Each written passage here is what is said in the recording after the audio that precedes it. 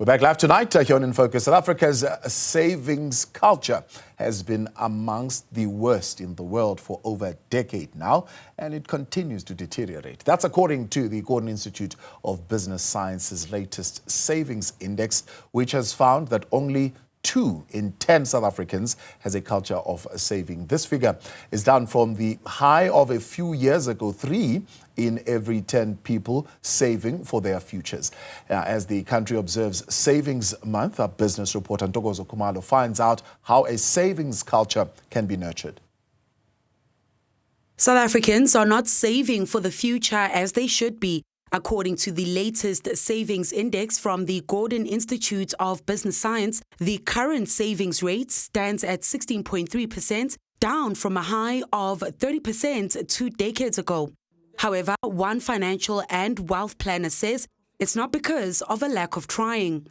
Through the increase in interest rates that has happened in 2022, so many people they are unable to keep up with their mortgage. They're unable to keep up with their car payment because they have increased drastically.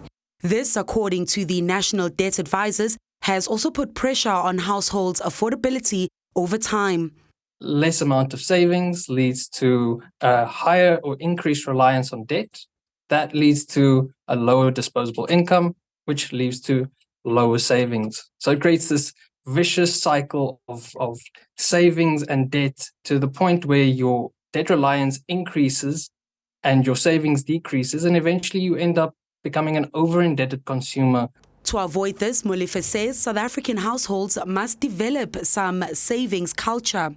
It doesn't matter how much you can save. If you can just tell yourself, if I get 100 rands, I'm going to save 10 rands, no matter what. You can slowly build up your culture. And even when you're doing your budget, you'll work on the 90 rands because you know that the 10 rands is going towards your saving. She says once households have built a culture of saving, they can start investing and benefiting from compound interest. If you can look at saving and investment and using that as a way to grow or even maintain your wealth, then we wouldn't be seeing so much of a reliance on debt itself, which we're seeing at the moment. This is the strategy 35-year-old Valentine Nkangane is adopting to secure her family's financial freedom. Working a job that paid a monthly salary of 5,500 rand, she started saving to buy her first stock of wigs to start a business, setting herself a target of 5,000 rand to get a start as an entrepreneur in the beauty industry.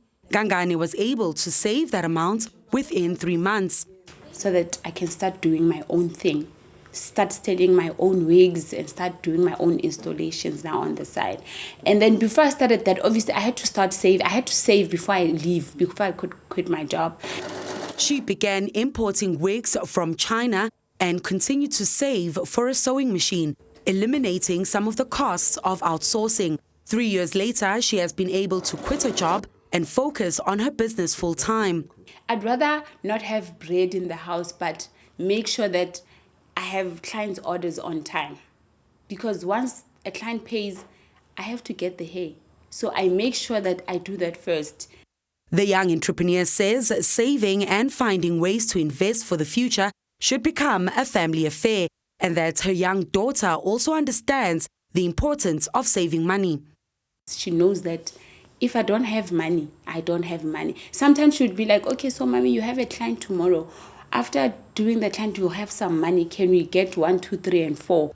Nkangane and her husband are also exploring investment opportunities so their money can continue to grow. For Newzroom Afrika on Channel 405, I'm Ntokozo Khumalo in Johannesburg.